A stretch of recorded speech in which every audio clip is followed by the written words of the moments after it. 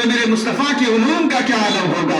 تو یقین جانے کہ غوث اعظم کی یہ شخصیت ہے۔ اچھا، ایک تقریر کا ایک دوسرا حصہ نظر آتا ہے، آپ تقریر فرما رہے ہیں، خطاب فرما رہے ہیں، اسی درمیان دیکھا گیا آپ اپنی تقریر میں اعلان فرما دیتے ہیں۔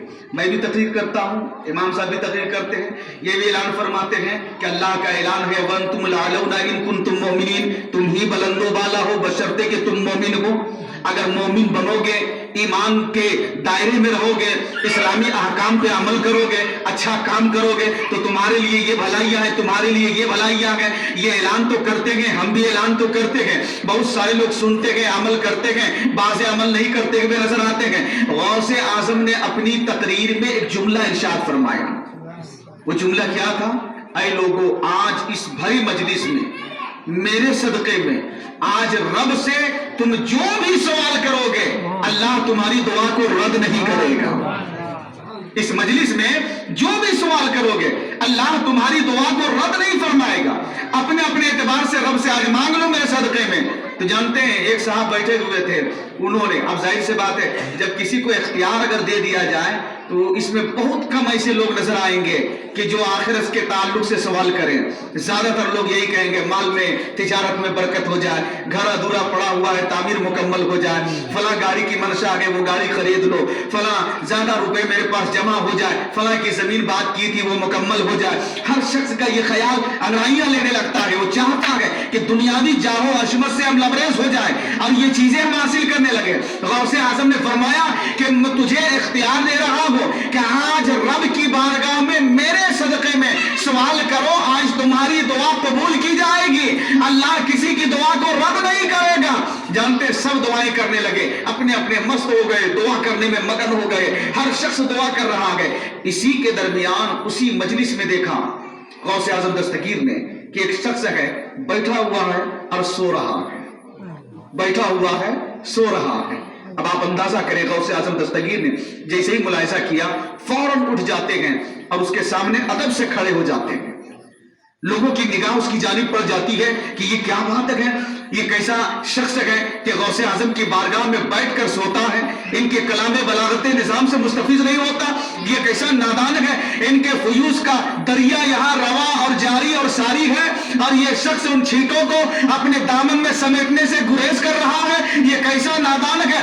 سارے لوگوں کی نگاہ اس کی جانب مرکوز ہو گئی۔ ایک شخص جگانا چاہتا تھا، غوث اعظم نے اشارہ کیا اسے چھوڑ دو اپنی حالت میں۔ پھر غوث اعظم ادب سے کھڑے ہوتے گئے، وہاں سے پھر لوٹ کے آتے گئے، پھر مجلس خطاب میں جلوہ گر ہوتے گئے اور اگلی تقریر فرماتے گئے۔ تقریر کے بعد لوگوں نے ہاتھ جوڑ کر عرض کیا کہ حضور والا یہ مسئلہ سمجھ میں نہیں آیا کہ تقریر کے درمیان آپ ایک سونے والے کے سامنے جاتے گئے اور ادب سے پیش آتے گئے اور پھر دوبارہ مسکرا کے آتے گئے، بیٹھ جاتے گئے، یہ بات سمجھ میں نہیں آتی۔ وہ تو بے ادب نظر آ رہا تھا کہ آپ کے سامنے بیٹھ کر سو رہا تھا، لیکن یہ بات سمجھ میں نہیں آتی، یہ مسئلہ سمجھ میں نہیں آتا، اس مسئلے کی وضاحت فرما دیجئے۔ غوث اعظم مسکراتے گئے اور مسکرا کے فرماتے گئے، اے دیوانو، تمہیں معلوم ہے میں نے اعلان کیا تھا کہ آج اپنے لیے جو بھی دعا کرو گے اللہ تمہاری دعا قبول کر لے گا۔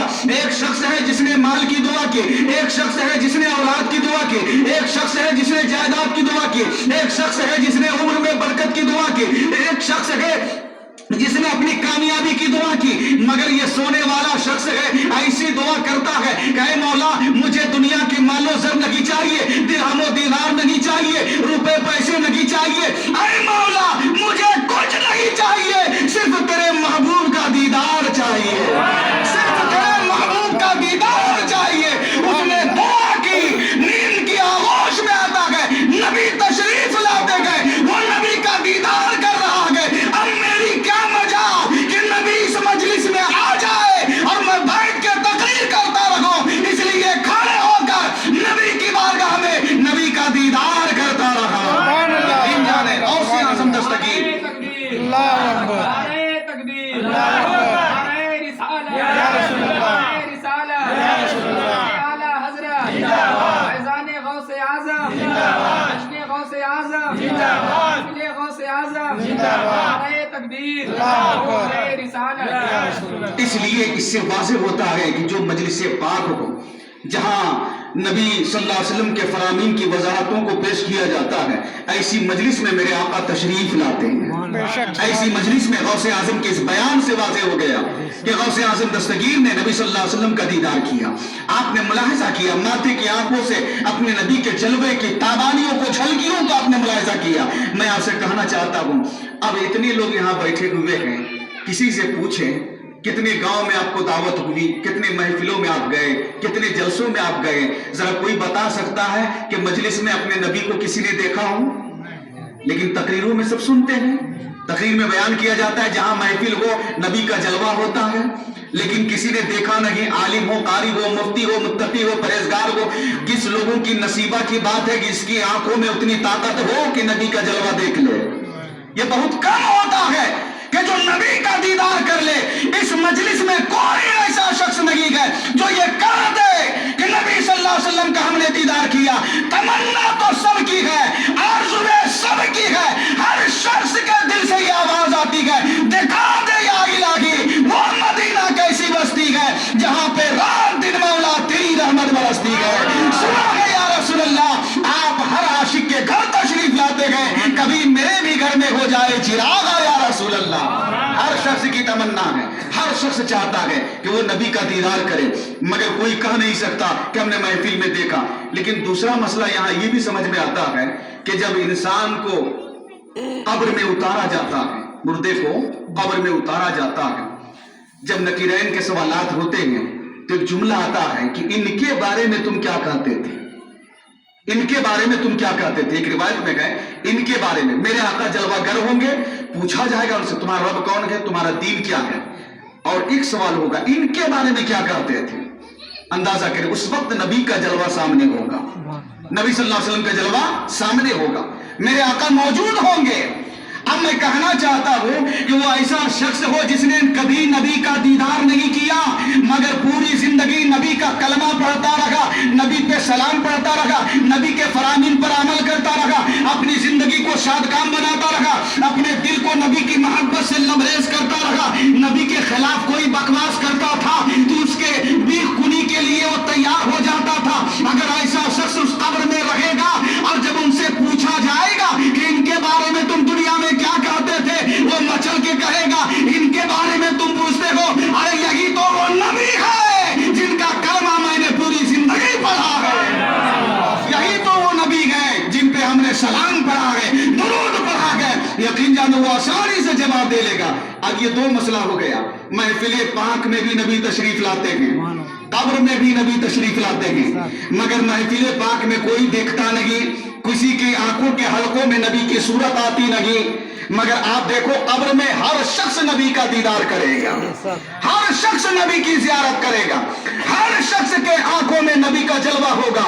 मैं आपसे कहना चाहता हूं कि मंजिले सूरत एक है, वजूद एक है, जलवा एक है, ताबानी एक है, चमक एक है, मगर हाल ये है कि कब्र में नबी नजर आते हैं और महफिल में नजर नहीं आते, मगर मौजूद दोनों जगह होते हैं। ये तकरीरें हमने बारहा सुनी, ये जुमले हमने बारहा सुने, मगर ये बात समझ में नहीं आती।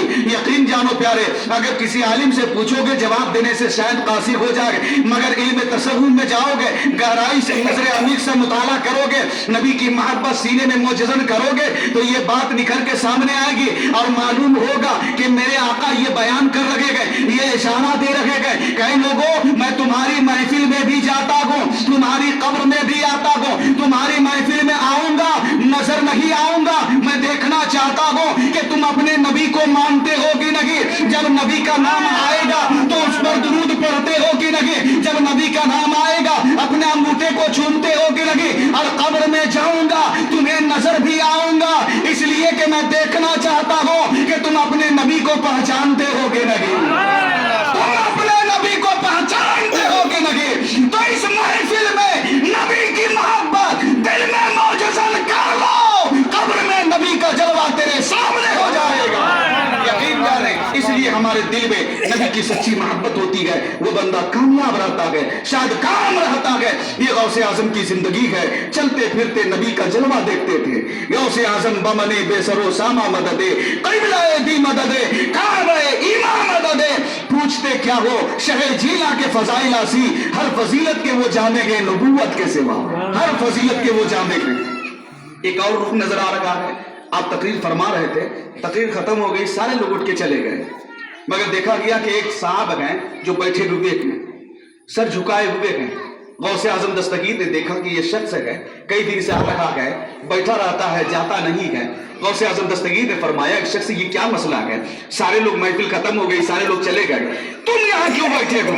تو جانتے ہیں اس سائل کا سوال دیکھیں، اس نے عرض کیا حضور والا جن کی مرادیں پوری ہو گئی وہ چلے گئے، میری مراد ابھی پوری نہیں ہوئی ہے، میں کیوں جاؤں گا؟ جن کی مراد پوری ہو گئی، جن کے دامن بھر گئے، جن کی جھولیاں پر ہو گئی وہ چلے گئے، میرا دامن تو ابھی خالی نظر آ رہا ہے، میں کہاں سے جاؤں؟ غوث اعظم نے فرمایا تمہاری مراد کیا ہے؟ کہا حضور والا میرے گھر میں اب تک کوئی چراغ روشن کرنے والا نہیں آیا ہے، میرے گھر میں کوئی اولاد نہیں ہے، ایک زمانہ ہو گیا، میری نسل سے کوئی اولاد عالم وجود میں نہیں ہے، کوئی ظاہر نہیں ہوا۔ حضور والا میں نے سنا کہ آپ دعا کرتے ہیں تو اللہ کی دعا سے گھروں میں رونق پیدا کر دیتا ہے، گھروں میں روشنیاں پیدا فرما دیتا ہے، جن جو بے اولاد ہو انہیں اولاد عطا کر دیتا ہے۔ حضور والا میرے لیے دعا فرما دیں تاکہ مجھے بھی اولاد نصیب ہو جائے۔ آپ کی بارگاہ میں جو بھی آتا ہے خالی دامن نہیں جاتا ہے، میں کئی دن سے آ رہا ہوں کہ میری مراد آپ مکمل کریں۔ اب غوث اعظم دستگیر ملاحظہ کرتے ہیں اس کی قسمت کو، اور اس کے بعد آپ فرماتے ہیں کہ اے دیوانے تجھے معلوم ہو میں تمہیں ایک بات کہتا ہوں، تم صبر کرو، اللہ نے تمہاری قسمت میں کوئی اولاد نہیں لکھا، تمہاری قسمت میں کوئی اولاد نہیں ہے۔ جانتے ہیں اب اس کا جواب دیکھیں، وہ عاشق تھا، اس زمانے کی طرح چند لوگوں کی طرح نادان نہیں تھا، وہ ایک عاشق تھا۔ وہ کہتا ہے حضور والا یہ تو میں بھی جان رہا ہوں کہ میری قسمت میں کوئی اولاد نہیں ہے، میں آپ کی بارگاہ میں اسی لیے آیا ہوں کہ اللہ آپ کے صدقے میں مجھے اولاد عطا فرما دے، آپ کی بارگاہ میں اسی لیے آیا ہوں۔ غوث اعظم دستگیر فرماتے ہیں محبت سے اے دیوانے سنو، آپ کی قسمت میں تو کوئی اولاد نہیں، لیکن میری قسمت میں جتنی اولادیں ہونی تھی، جتنے لڑکے ہونے تھے وہ سب ہو گئے، ایک لڑکا ہونا بھی باقی ہے۔ سبحان اللہ، ایک لڑکا ہونا بھی باقی ہے۔ ایسا کرو کہ تم اپنی پیٹھ کو، اپنی پشت کو میری پشت سے مس کر لو اور میں اپنی پیٹھ کا وہ لڑکا تیری پیٹھ میں بھیج دیتا ہوں۔ تم اپنی پشت کو، اپنی پیٹھ کو ظاہر کرو۔ غوث اعظم دستگیر اپنی پشت کو ظاہر کرتے ہیں، وہ عاشق وہ دیوانہ بھی اپنی پشت کو سامنے کرتا ہے۔ غوث اعظم اپنی پشت کو اس کی پشت میں ملاتے ہیں، مس کر دیتے ہیں اور اپنی قسمت کا بیٹا اس کی قسمت میں بھیج دیتے ہیں۔ یہ غوث اعظم کی شخصیت ہے۔ جانتے ہیں وہ شخص وہیں سے اٹھ کے آتا ہے، گھر آتا ہے، خاتون سے ملاقات ہوتی ہے، حمل میں آتی ہے، 9 ماہ کے بعد اس کے گھر میں محی الدین ابن عربی پیدا ہوتے ہیں۔ ان کے گھر میں محی الدین ابن عربی بہت بڑے عالم کا، ایک جید عالم کا، جن کا نام بحر العلوم کہا گیا ہے، بحر العلم کہا گیا ہے، علم کا سمندر کہا گیا ہے۔ غوث اعظم نے اپنی قسمت سے ایسا نوازا کہ وہ علم کا کوہ ہمالیہ بن کے دنیا میں آ گیا ہے۔ یقین جانے کہ غوث اعظم کی عطا کا جواب نہیں ہے، ان کی نوازشات کا جواب نہیں ہے۔ جو بندہ صدق دل سے غوث اعظم سے لو لگاتا ہے وہ بندہ ہمیشہ زمانے میں کامیاب رہتا ہے۔ باتیں بہت ساری ہو سکتی